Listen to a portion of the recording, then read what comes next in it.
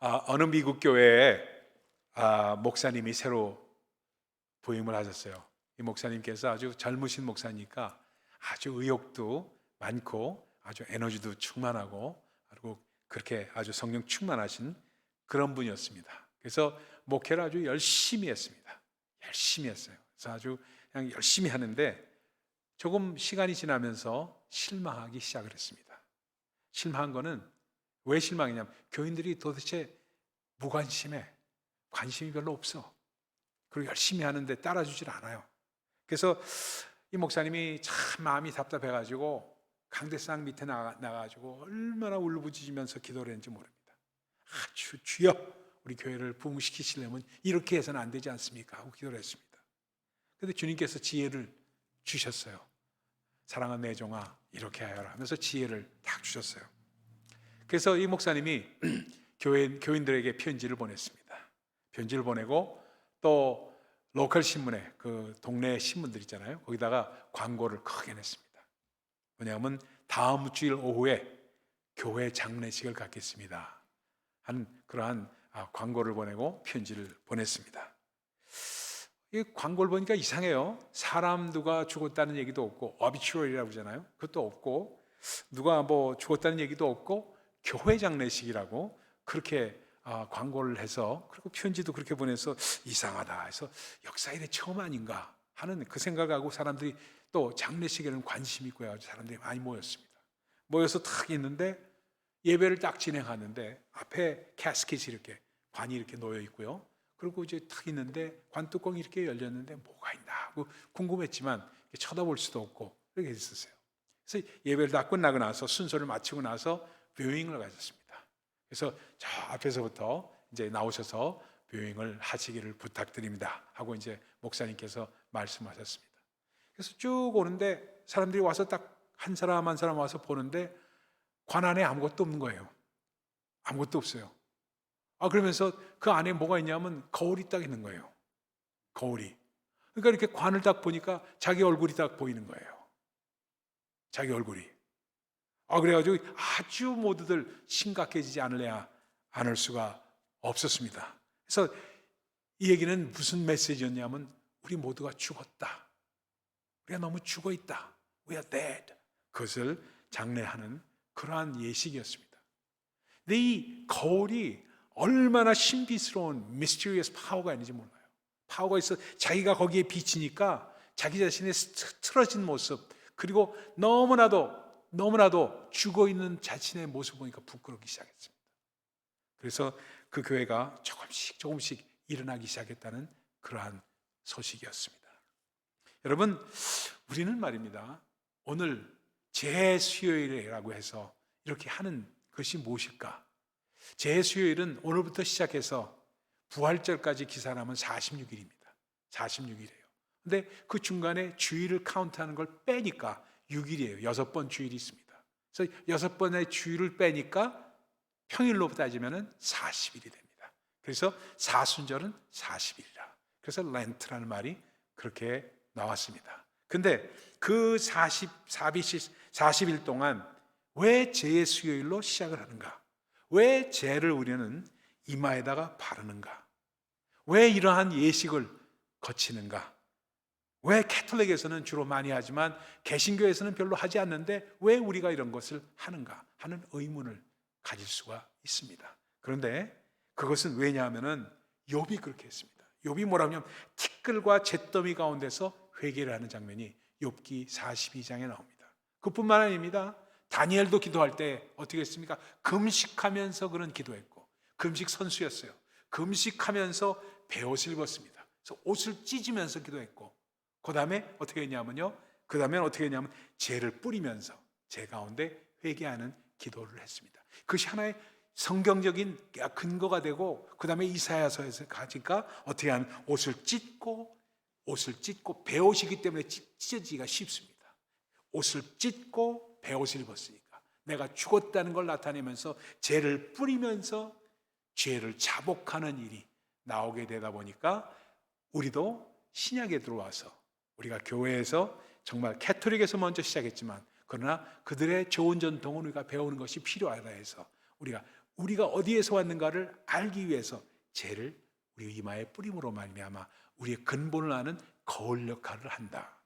그래서 이 죄는 바로 우리의 거울이다 하는 것을 말씀을 드리고 오늘 시작하기를 원합니다. 그래서 정말 우리는 이러한 회개가 얼마나 우리에게 중요한지 말할 수가 없어요. 그래서 사순절은 회개입니다. 회개는 뭐를 회개하느냐?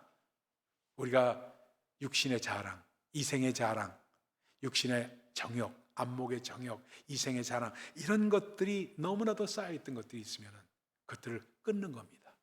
버리는 겁니다. 언제 버립니까?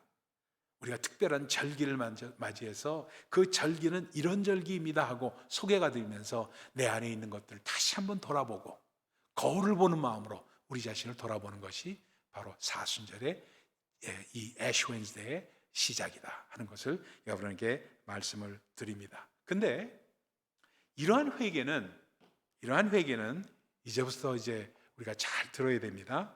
이러한 회개는 고백으로 이루어집니다. 저는 이 고백을 아주 중요하게 생각합니다. 고백을 아주 중요하게 생각해요. 이 고백만큼 중요한 게 없다고 보는데 저만 그런 게 아니라 사도 바울이 그렇게 생각했습니다. 사도 바울이 오늘 본문의 말씀 보면 8절에 한번 보여주세요. 8절 한번 같이 한번 읽어봅시다. 8절 한번 띄워줄 수 있어요? 네, 같이 한번 읽어봅니다. 시작. 그러면 무엇을 말하느냐? 말씀이 내게 가까워 내 입에 있으며 내 마음에 있다 하였으니 곧 우리가 전파하는 믿음의 말씀이라. 믿음의 말씀, 하나의 말씀이 우리에게 가까이 두는 방법은 다른 것이 아니라는 겁니다.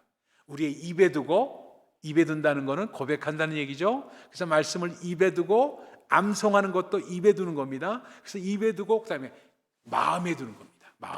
내 마음 가운데 그걸 두는 겁니다.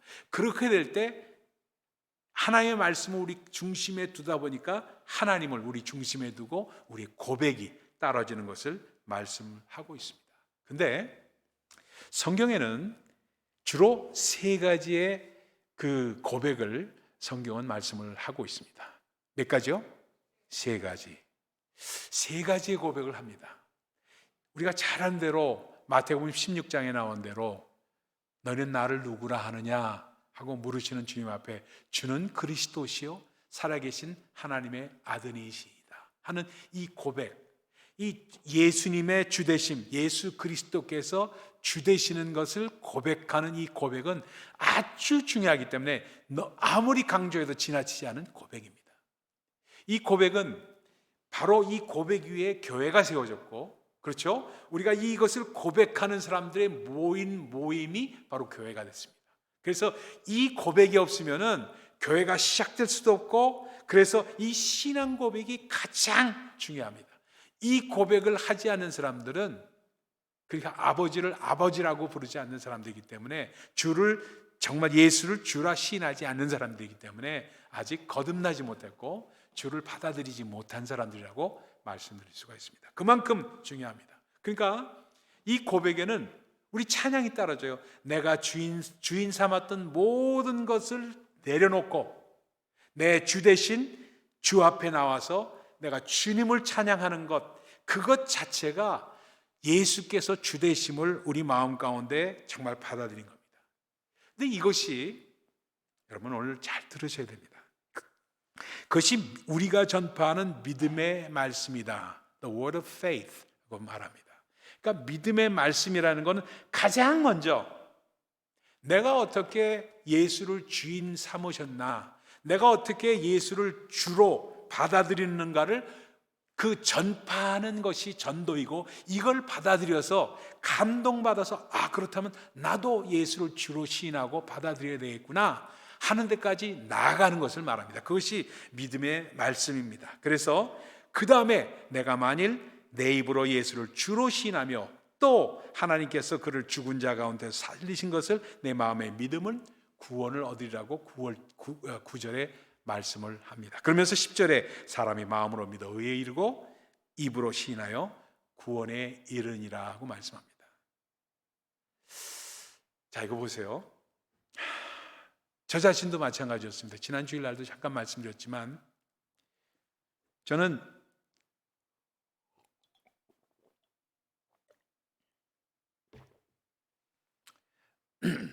어려서부터 교회를 다녔고 어려서부터 신앙생활을 했습니다. 그러나 그냥 어머니 손 붙잡고 나아간 거였지 아무것도 아는 것이 없이 다녔습니다. 그러다가 중간에 저희 아버님이, 참 죄송한 말씀인데, 저희 아버님이 그 성가대 지휘를 오래 하셨고요, 뭐 테너로 성악을 하셨던 분이기 때문에 성가대 지휘를 하셨습니다. 근데 조금 교회에 어지러운 문제가 있어가지고 교회를 떠나셨어요. 장로님이셨는데 교회를 떠나셔가지고 그 다음에 교회를 다니지 못하는 그런 상황이 계속 하다 보니까 막내인 저로서는, 저희 형님들은 이미 크고 저희 누님들도 크기 때문에 자기 나름대로 교회를 다녔어요. 저는 못 다녔습니다. 왜냐하면 엄마를 따라서, 아버지를 따라서 다녔던 그 버릇만 있는데 아직 어린 입장에서 다니기가 어려웠어요. 그래서 주일학교를 어려서 잘 못 다녔습니다. 못 다니다가 중학교 들어가서 교회를 다시 다니기 시작하고 하나하나 하다 보니까 신앙생활을 조금씩 하지만 저희 부모님들이 다니지 않는 상황에서 교회를 나갔다 보니까 이것이 신앙생활 했다 끊어졌다 굉장히 이거 막 어지럽기만 했습니다. 그리고 고등학교를 졸업하고 대학을 갔습니다. 대학을 가서 조금 교회를 다니고 말하고 했지만 별로 그렇게 잘 다니지 못했어요. 근데 제 히스토리가 다 나와서 죄송합니다만, 해병대를 가가지고 군대를 가가지고 갑자기 군종병이 됐어요. 군종병이 전혀 생각도 안 했는데 군종병이 됐어요. 왜 군종병이 되느냐? 저만큼 기타를 잘 치는 사람이 없었고, 교회에서 그 당시에 그 군대에서 또 기타를 침으로 말미암아, 그때는 뭐 풍금이죠. 올겐 이거 치는 거 있잖아요. 올겐 반주자가 없는데 너 기타 치니까 와서 올겐 어떻게 좀 쳐봐라 하고 우리 목사님께서 말씀하셔가지고 가서 일주일 만에 연습해가지고 치기 시작했습니다. 지금도 올겐을 쳐요. 그래서요, 올겐은요. 그래서 그거 연습해서 치다 보니까 군종병이 돼버렸어요. 전혀 생각하지 못했던 사람이 군종병이 돼가지고 하다 보니까 애들 앞에서 가르치고 군인 앞에서 가르치고 하는, 그걸로 나오니까 껍데기 신앙이었어요. 껍데기 신앙. 그러니까 군종병이지만 껍데기였고 아무 신앙에 깊숙한 것이 하나도 없었습니다. 그러다가 미국에 오게 되었어요. 저희 집사람을 만나고 결혼해가지고 미국에 오게 됐어요.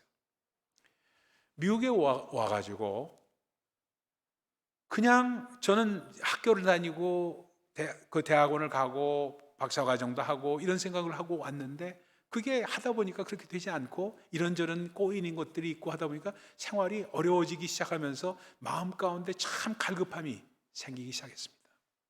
그러면서 우리 교회에서, 제가 다 섬기던 교회에서 그 권사님, 감리교회였습니다. 권사님 그리고 집사님 그리고 장로님들이 집중적으로 저를 키워보려고 하시는 그 마음이 있었을 거예요, 주 안에서. 그래서 집중적으로 공략을 하기 시작했습니다. 공략하면서 밤 1시까지, 밤 2시까지 복음을 증거하고 자기 간증을 하고 하는 일들이 막 일어났어요. 집중적으로 공격한 겁니다. 지금 그런 열정들이 있었기 때문에 지금의 제가 있습니다.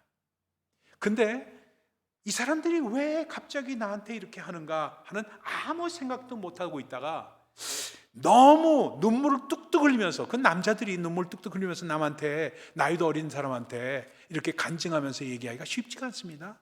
근데 눈물 흘리면서 그걸 시리어스하게 간증을 하면서 얘기를 해요.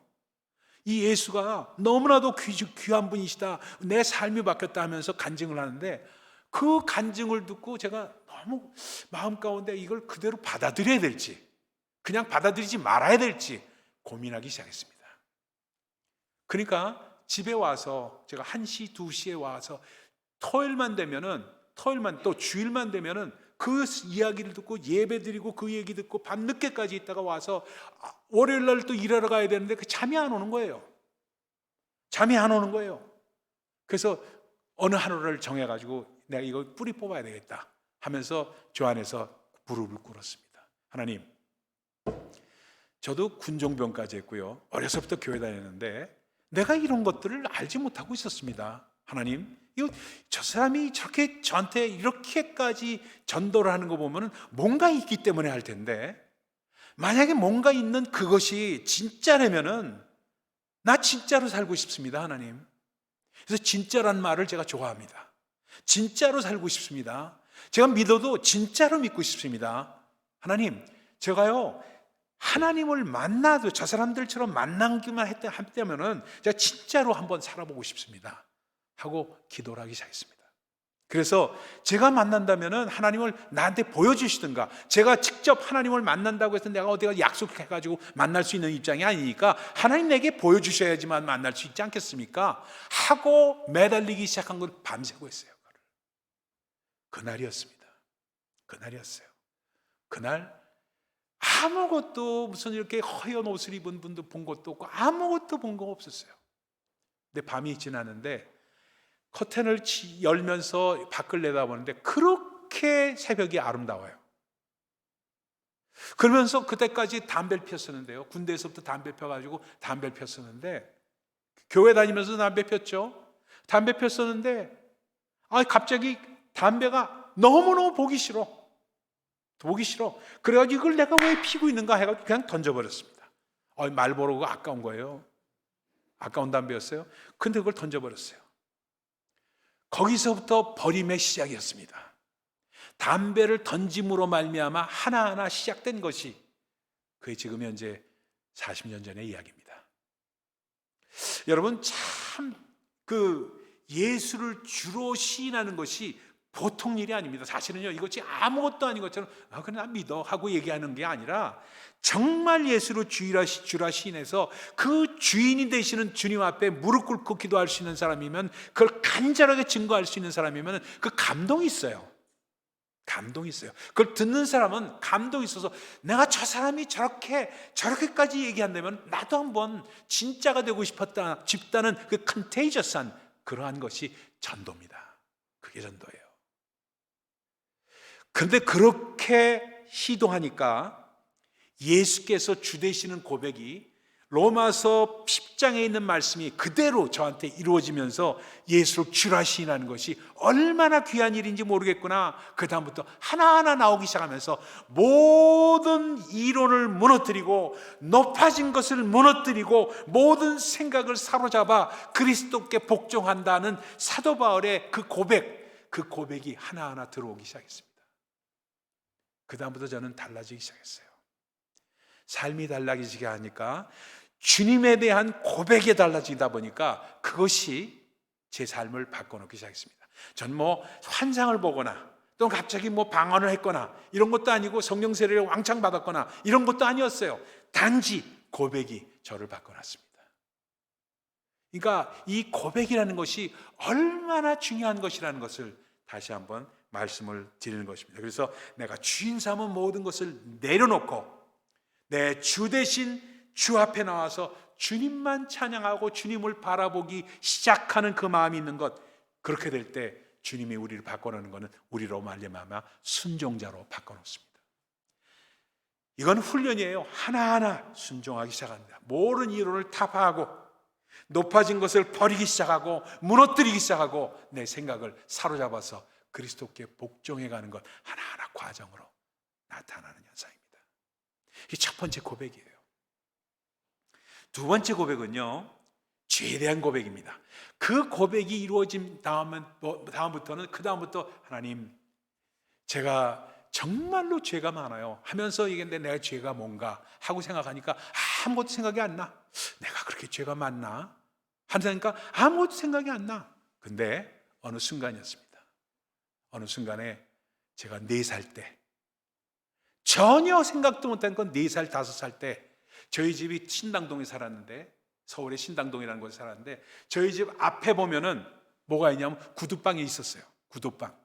구두방이 있었는데 저 동네 건너서 조금 뛰어가서 놀면은 그 구두방인데, 행길에 있는 구두방이 있는데 앞에 아저씨가 가서 구두를 수선하시는 분이 계셨어요. 근데 그 구두 수선하는 것이 너무 이쁘게 보여서 아무것도 아닌 그거 구두 뒤축 있잖아요. 구두 뒤축을 훔쳐가지고 도망갔던 기억이 있는데, 그 기억이 살아나면서 그 아저씨가 저를 잡은 거예요. 이놈 자식 하면서, 너 이 버릇을 고쳐놔야지. 파출소로 저를 데리고 왔어요. 그 5살 먹은 애를 그 구두 뒤축 하나 훔쳤다고 파출소로 끌고 갔어요. 그래서 파출소 경찰한테 붙잡혀가지고 저희 아버님한테 데리고 왔던 적이 있어요. 그래서 아버지한테 회초리를 처음 맞았던 기억이 아직도 있어요. 그것이 기억나는 거예요. 그것이 기억나면서 그걸 하나님 앞에 회개하기 시작했습니다. 근데 하나님께서는 우리 요한일서 1장 9절에 말씀하잖아요. 뭐라 그래요? 만일 우리가 우리의 죄를 자백하면은, 우리의 죄를 고백하면은 저는 미쁘시고 의로우사, 그렇죠? 미쁘시고 의로우사 우리 죄를 사하여 주시며 모든 불의에서 우리를 깨끗게 하신다는 그 말씀이 막 다가오면서 하나하나 기억나는 것마다 버리기 시작하고 고백하기 시작했습니다. 그래서 고구마 훔쳐 먹었던 거, 저희 아버님이 원래 뭐냐면 남산 국민학교, 그 다음에 장충 국민학교, 청량 국민학교, 많은 국민학교에 그 판매부를 독점하셨어요. 뭐 잘 살았죠 그 당시에. 가면 뭘 했었냐 하면은 참 부끄러운 얘기지만 제가 동네 형하고 같이 가가지고 동네 형이 저를 꼬드겼죠. 꼬드겨가지고 야, 네 아버지 거기 있지? 거기 가가지고 돈 훔쳐와. 그러면 그 당시에 애들한테 판매부에서 돈 하면 이 통에다가 막 넣고 돈을 많이 벌었어요. 막 넣고 뭐 계산대 이런 게 없으니까 그냥 집어넣는데 10원짜리 100원짜리 그걸 이만큼 훔쳐가지고 나와서 계림극장, 을지로 육가에 있는 계림극장 가가지고 극장 가서 그 형하고 같이 몰래 들어가서 그 돈 갖고 뭐 먹으면 돼. 그것까지 기억나면서 계속해서 죄를 고백하기 시작했어요. 하나님, 그것도 죄입니다. 제가 정말 그러면서 아까 불렀던 그 찬양, 그 찬송이 정말 제가 평신도 때, 집사 때 특종을 하면서 저 곡을 부르면서 아까 물 가지고 날 씻으사, 그 찬양에서 얼마나 성도들 앞에서 울었는지 이루 말할 수가 없어요. 다 사연이 있는 찬양입니다. 그러면서 고백을 하나하나 시작하게 됩니다. 그러니까 첫 번째 고백은 예수가 주되심에 대한 고백이고, 두 번째 고백은 죄에 대한 고백이 우리 가운데 나와야 돼요. 여러분, 죄는 말입니다, 내가 부끄러워하지 않으면 끊어지지가 않아요. 내가 지었던 죄가 부끄러워하지 않으면, 그리고 미워하지 않으면 절대로 더러운 귀신은 떠나지 않습니다. 더러운 귀신은, 우리 가운데 꽈리를 틀고 있는 귀신, 더러운 것들, 내가 정말 그 자랑하는 것들, 교만, 이런 것들을 미워하지 않고 내가 버리려고 정말 싫어하지 않으면 절대로 안 나갑니다. 절대로 안 나가요. 교회 다니시면서 장로님이시고 권사님이시고 집사님이시고 40년, 50년, 60년 신앙생활 했지만 어느 사이에 여러분 안에는 교만이 있고, 어느 사이에 여러분 안에는 내가 그래도 저놈보다 낫지 하는 마음이 있죠. 그거 다 깨지지 않아서 그래요. 하나하나 고백할 때 깨지는 겁니다. 이 고백이 안 되기 때문에, 죄에 대한 고백이 안 되면 깨지질 않아요. 우리가 하나님이 우리를 사랑하는 것은 얼마만큼 주 안에서 우리가 깨졌느냐입니다. 내가 주 안에서 깨진 만큼 주님은 우리를 사용하시고 우리를 쓰시고 사랑하신다는 사실 기억하셔야 됩니다. 그것이 어떻게 이루어지는가? 고백으로 이루어집니다. 이 고백이 얼마나 중요한지 이루 말할 수가 없다는 겁니다. 그러다 보니까 제가 또 하나, 쓸데없는 소리 하나 또 할게요. 저는 옛날에 제가 영어를 조금 하잖아요. 영어를 좀 하는 이유가, 딴 거 지난번에도 한번 말씀드렸지만 팝송을 많이 했기 때문에 그렇습니다. 노래를 참 많이 하고 팝송 가사를 얼마나 많이 외웠는지 몰라요. 근데 중학교 2학년 때 외웠던 노래가 있습니다. 찬양이란 말이 입이 붙어서 찬양이라고 할 뻔했어요. 노래가 있습니다. House of the Rising Sun이라는 노래예요. House of the Rising Sun. 여러분 뭐 들어보셔요. There is a house in New Orleans. They call the Rising Sun 하는 그런 노래 들어봤죠? 깡패 노래예요. 깡패 노래예요. Rising Sun이라는 것 자체가 뭐냐면 좀 이렇게 좀 좋지 않은 쉽게 말하면 홍등가 같은 그런 집을 말하는 겁니다. They call the Rising Sun, 그런 노래입니다. 근데 그 뒤에 후렴 보면요 기가 막힙니다. 자기는 My mother was a tailor. 그러니까 내 엄마는 테일러였고, 여기 세탁소 하시는 분들, 재봉질 하시는 분들, 그 노래 가사를 잘 들어보십시오. 엄마가 그거 하시는 분이었어요. 그 노래 보면은요. 그리고 아버지는 갬블링맨이었어요. 도박사에서 맨날 도박하고 맨날 술주정뱅이했고 그랬는데, 그 후렴 보면 기가 막힌 장면이 나옵니다. Oh mother, tell your children not to do what I have done. 내가 한 일들, 애들한테 얘기해서, 내 동생들한테 얘기해서 내가 한 일들은 애들은 하지 못하게 하십시오 하는 얘기를 합니다. 그러면서 뉘우치면서 주 안에서 나오는 전부 다 가사가 뭐냐면요, 간증이었어요. 간증이에요. 여러분, 제가 여러분에게 말씀드리고 싶은 것은 여러분의 삶이 얼마나 멋있었다, 여러분의 삶이 얼마나 좋았다, 이것을 얘기하는 것이 아니라 내가 얼마나 부족하고 모자란 사람이었는데 하나님께서 나를 이렇게 깨끗게 하시고 인도하셨다는 걸 자랑하는 사람이 되셔야 됩니다. 무엇으로? 고백으로. 입만 열었다 하면 여러분 자랑을 하시는 것 아직 멀으신 분들이에요. 입만 열었다 하면 여러분이 못난 것을 자랑할 수 있는 사람이 되셔야 돼요. 그래야 주님께서 여러분을 더욱더 사용하실 수가 있습니다. 세 번째는 뭘 자랑하느냐, 뭘 고백하느냐? 말씀을 고백하고요, 그리스도가 주되심을 고백하고요, 하나님의 아버지에 대한 믿음을 고백하는 겁니다. 첫 번째 고백은 뭐였죠? 예수가 주되심을 고백하는 것이고요, 두 번째는 죄를 고백하는 것이고요, 세 번째는 아버지에 대한 고백입니다. 아버지. 성령이, 양자의 영이 너에게 임하시면 아버지를 아바지라고 부르느니라, 사도 바울 말씀하십니다. 이제는요, 예배 때마다, 기도 때마다 아버지 하고 부르시는 그 아버지라는 이 이름이, 아버지라는 그 호칭이 여러분 입에서 떨어지지 말아야 돼요. 주여, 아버지, 이것이 계속해서 있어야 됩니다. 그래서 정말 예수 영접에 대한 간증이 넘쳐나고, 그래서 제 이마에다 죄를 바르는 것은 뭐냐면 우리의 한계를 고백하는 겁니다.